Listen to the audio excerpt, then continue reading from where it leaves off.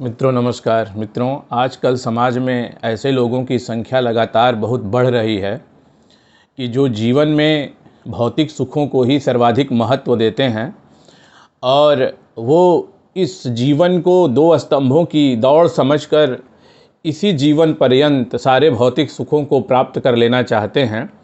और इसी कारणवश बहुत से ऐसे बाबाओं की भीड़ इकट्ठी होती चली जा रही है जो लोगों को ऐसी सिद्धियां और ऐसे मंत्र देने का दावा करते हैं जिससे कि मनचाही वस्तुएं प्राप्त हो सकती हैं।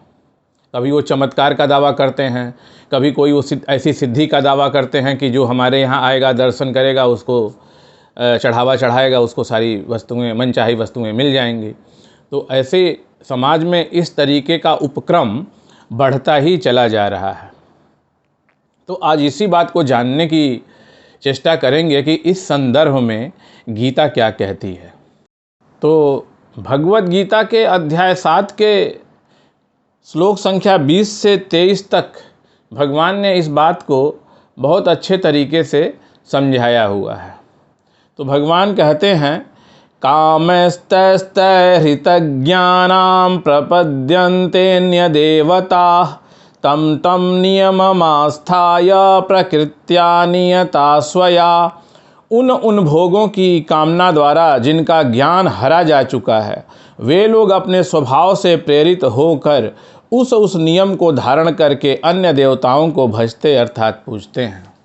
फिर भगवान कहते हैं, यो यो या तनुं भक्तः श्रद्धयार्चितुमिच्छति तस्य तस्याचलां श्रद्धां तामेव विदधाम्यहम्। जो सकाम भक्त जिस देवता के स्वरूप को श्रद्धा से पूजना चाहता है, उस भक्त की श्रद्धा को मैं उसी देवता के प्रति स्थिर कर देता हूँ। तो भगवान ने तो सबसे पहले क्या कह दिया कि भोगों की कामना द्वारा जिनका ज्ञान हरा जा चुका है, मतलब सबसे पहले ही भगवान ने कह दिया कि जिनका जो भोगों की जो कामना है, उनके द्वारा उनका ज्ञान, जिनकी बुद्धि भ्रष्ट हो चुकी है और जो अपनी भोगों की प्राप्ति की इच्छा है तो किसी शक्ति, किसी देवी देवता को पूजते हैं, तो उनकी उस श्रद्धा या भक्ति को मैं उसी देवता के लिए निर्धारित कर देता हूँ। यानी कि परमपिता परमेश्वर उस शक्ति को या उसी देवता को जिनको लोग पूज रहे हैं, अपनी कोई इच्छा पूर्ति करने के लिए, तो भगवान उस देवता को इतनी शक्ति दे देते हैं कि वो इच्छा को पूर्ण कर सकता है। तो आपने देखा होगा कि मनौतियाँ पूर्ण होते हुए और कुछ बहुत सिद्धियाँ प्राप्त कर लेते हैं लोग। तो ये सब चीज़ें यहीं से निकल के आती हैं। लेकिन अब आगे भगवान क्या कहते हैं, सतया श्रद्धया युक्तस्तस्याराधनमीहते लभते च ततः कामान्मयैव विहितान् हितान्। वह पुरुष उस श्रद्धा से युक्त होकर उस देवता का पूजन करता है और उस देवता से मेरे द्वारा ही विधान किए हुए उन इच्छित भोगों को निःसंदेह प्राप्त करता है। तो अगर कोई किसी कामना की, किसी भौतिक सुख की प्राप्ति के लिए किसी देवता की अनन्य भाव से प्रार्थना पूजा करता है, उनको प्रसन्न करता है, तो परम पिता परमेश्वर की कृपा से उसे वह भौतिक वस्तु या उसकी वह इच्छा पूर्ण भी हो जाती है। फिर इसके बाद भगवान एक बहुत ही रुचिकर बात कहते हैं, अंतवत्तुम फलम तेसा तद्भवत्यल्पमेधसाम देवान् देवजो यान्ति मद्भक्ता यान्ति मामपि। परंतु उन अल्प बुद्धि वालों का वह फल नाशवान है तथा वे देवताओं को पूजने वाले देवताओं को प्राप्त होते हैं और मेरे भक्त चाहे जैसे ही भजे अंत में वे मुझको ही प्राप्त होते हैं। तो भगवान ने पहले तो ये कह दिया कि भाई अगर कोई सकाम कर्मों के लिए या किसी अपनी इच्छा के लिए किसी देवी देवता किसी शक्ति की पूजा भजन करता है अनन्य भाव से, तो उसे वो सिद्धि प्राप्त हो जाती है, उसे उसकी इच्छा पूर्ति हो जाती है। और उस देवता को शक्ति कहाँ से मिलती है? वो भी परमपिता परमात्मा के ही द्वारा मिलती है।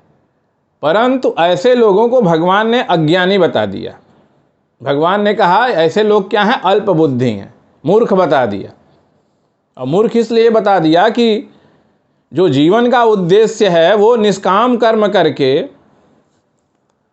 यानी कि कामना रहित और ममता रहित कर्म करके ईश्वर की प्राप्ति करने के लिए जो जीवन मिला है, वो जीवन उन्होंने भौतिक सुखों की प्राप्ति हेतु बिता दिया। भगवान जो है कहते हैं कि जो सकाम फलों की इच्छा रखने वाले लोग हैं और देवी देवताओं और शक्तियों की पूजा कर रहे हैं, वो क्या है? अल्प ज्ञानी हैं, वो मूर्ख हैं। क्योंकि वो ऐसी शक्तियों और ऐसे देवी देवताओं की पूजा करके उन्हीं को लोगों को प्राप्त हो जाते हैं और पुनः उनको पृथ्वी लोक पर लौट के आना पड़ता है। परंतु जो परमपिता परमेश्वर का भक्त है, जो उनके दिखाए हुए मार्ग पे चलता है, तो अंतोगत्वा जाके उन्हीं में मिल जाता है और जीवन मरण के चक्कर से निकल जाता है हमेशा के लिए। 9वें अध्याय में भगवान कहते हैं, यान्ति देवव्रता देवान् प्रीण्यांति पितृव्रता भूतानि यान्ति भूतेज्या यान्ति मद्याजिनोऽपि माम। देवताओं को पूजने वाले देवताओं को प्राप्त होते हैं, पितरों को पूजने वाले पितरों को प्राप्त होते हैं, भूतों को पूजने वाले भूतों को प्राप्त होते हैं, और मेरा पूजन करने वाले भक्त मुझको ही प्राप्त होते हैं। इसलिए मेरे भक्तों का पुनर्जन्म नहीं होता। तो वही बात जो पहले भगवान ने कही थी कि जो जिस जिस देवी देवता शक्ति को पूजता है वो उन्हीं के लोगों को प्राप्त कर लेता है और उसे दोबारा पृथ्वी पर आना ही पड़ता है। पृथ्वी का मतलब मृत्युलोक। तो इसको भी अगर व्यापक अर्थ में समझा जाए तो भगवान ने पता नहीं कितने मृत्युलोक बना रखे हैं। क्योंकि अगर देखिए तो हमारा जो सूर्य है वो एक मीडियम साइज तारा है हमारी आकाशगंगा का। आकाशगंगा जो हमारी गैलेक्सी है, और ऐसी पता नहीं कितनी सारी गैलेक्सीज हैं, अनगिनत गैलेक्सीज हैं, और हमारे सूरज की तरह से अनगिनत तारे हैं। तो भगवान ने कितने मृत्युलोक बना रखे हैं, कितने क्या कर रखे हैं, वो तो हमारी सोच से परे है। मैं पृथ्वी बार बार इसीलिए करता हूँ कि ये चीज़ें आसानी से जल्दी से समझ में आ जाती हैं। इसके बाद भगवान कहते हैं, पत्रम पुष्पम फलम तोयम यो मे भक्त्या प्रयच्छति तदहम भक्त्युप्रहितम स्नामि प्रयतात्मनः। जो कोई भक्त मेरे लिए प्रेम से पत्र पुष्प फल जल आदि अर्पण करता है, उस शुद्ध बुद्धि निष्काम प्रेमी भक्त का प्रेम पूर्वक अर्पण किया हुआ वह पत्र पुष्पादि मैं सगुण रूप से प्रकट होकर प्रीति सहित खाता हूँ। तो भगवान कहते हैं कि यदि कोई मेरा भक्त है तो प्रेम बस वो मुझको जो भी अर्पण करता है। लेकिन भगवान ने यहाँ पे एक और चीज़ जोड़ दिया है जिसको हमें नहीं भूलना चाहिए। वो क्या जोड़ दिया है? शुद्ध बुद्ध निष्काम प्रेमी, यानी कि वो निष्काम कर्म करने वाला होना चाहिए। और वो अगर भगवान को कुछ भी अर्पण कर देता है तो भगवान सगुण रूप से प्रकट होकर उस चीज़ों को स्वीकार कर लेते हैं। स्वीकार करने का मतलब अब ये नहीं है कि आपने उनको कोई भोग लगाया तो खा जाएंगे। उनके कहने का मतलब प्रतीकात्मक रूप से वो मान लेते हैं कि मुझे दे दिया गया है और मैंने इसे ले लिया है। और इसके उपरांत भगवान कहते हैं, यत् करोसि यदस्नाति यज्जुहोसि ददासि यत यत्पश्यसि कौन्तेय तत्कुरुषस्व मदर्पणम। हे अर्जुन, तू जो कर्म करता है, जो खाता है, जो हवन करता है, जो दान देता है और जो तप करता है, वह सब मेरे अर्पण कर। तो सीधे तौर पे यहाँ पे भगवान अर्जुन को आदेश देते हैं कि जो तुम कर्म करते हो, जो तुम खाते हो, जो तुम दान करते हो, जो तुम यज्ञ करते हो, वो सब का सब पहले मुझको अर्पण कर दो। अर्पण करने का मतलब ये मान लो कि ये सब कुछ भगवान का ही दिया हुआ है, इसलिए सबसे पहले हमें वो चीज़ें भगवान को अर्पण कर देनी चाहिए धन्यवाद करते हुए, और उसके बाद प्रसाद स्वरूप उन चीज़ों को हमें ग्रहण करना चाहिए।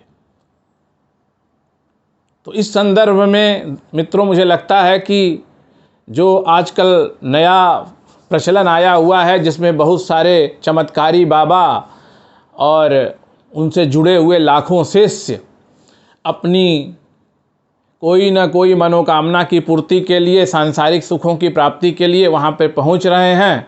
तो इस बारे में गीता में क्या कहना है, तो ये पूरा बात समझ में आ गई होगी, और क्या उनके लिए अच्छा है क्या बुरा है यह भी समझ में आ गया होगा। तो जल्दी ही मैं एक नए टॉपिक के साथ आपके सामने पुनः उपस्थित हो जाऊंगा। अगर आपने इस चैनल को सब्सक्राइब नहीं किया है तो सब्सक्राइब कर दीजिए, इस वीडियो को लाइक कीजिए और शेयर कीजिए। धन्यवाद।